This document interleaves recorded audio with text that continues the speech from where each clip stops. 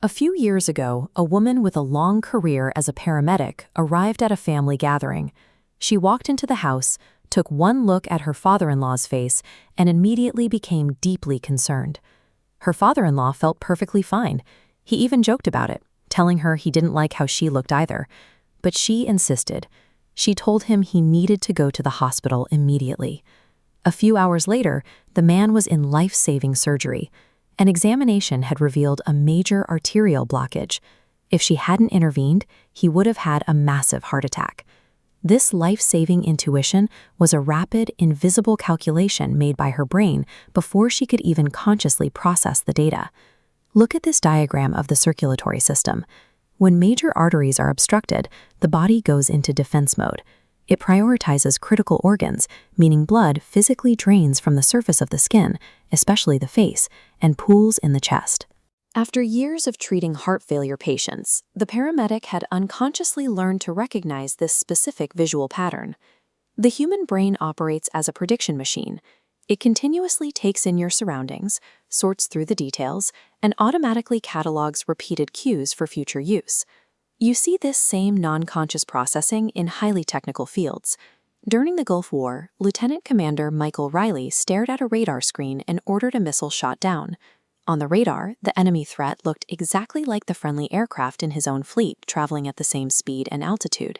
He saved an entire battleship, yet even his superior officers couldn't figure out how he differentiated the targets. This automatic processing keeps us alive. We don't have to consciously command our hearts to beat or our lungs to breathe. But relying entirely on this mental autopilot means our brains are highly effective at hiding the actual reasons behind our actions. Because we don't need conscious awareness to act, the ordinary habits that make up our daily routines fall entirely under the control of this automatic system. Take the retail clerk who spent her shifts cutting up used gift cards. One day, a customer handed her a real credit card to pay for an item. Operating completely on autopilot, she swiped it, picked up her scissors, and sliced right through the customer's actual credit card. Over time, the environmental triggers for our goalie behaviors fade into the background. The treats on the kitchen counter, the remote next to the couch, the phone in our pocket, they all become functionally invisible. If those routines remain invisible, we run on a loop. We fall back into old, self-destructive patterns long before we realize we aren't even the ones steering the wheel. Finding a way out of that loop requires friction. We can see this on a macro level by looking at the Japanese railway system, one of the safest transportation networks in the world.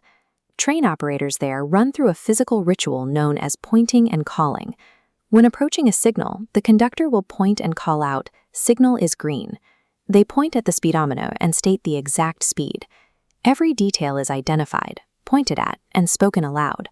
This chart shows the impact of that protocol. By forcing employees to point and call, the railway drops error rates by up to 85% and cuts overall accidents by 30%.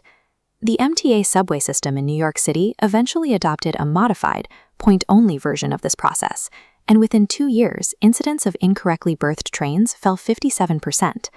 The mechanics are simple.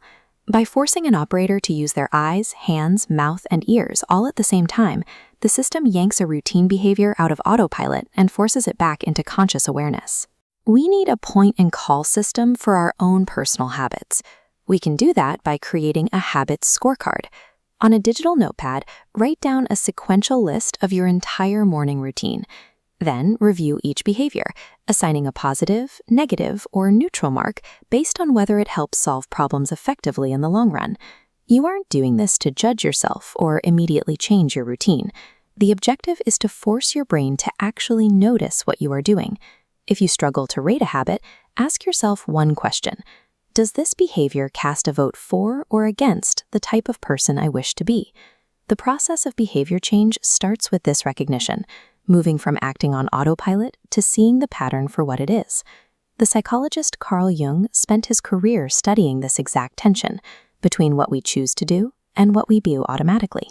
He concluded with a warning: until you make the unconscious conscious, it will direct your life and you will call it fate.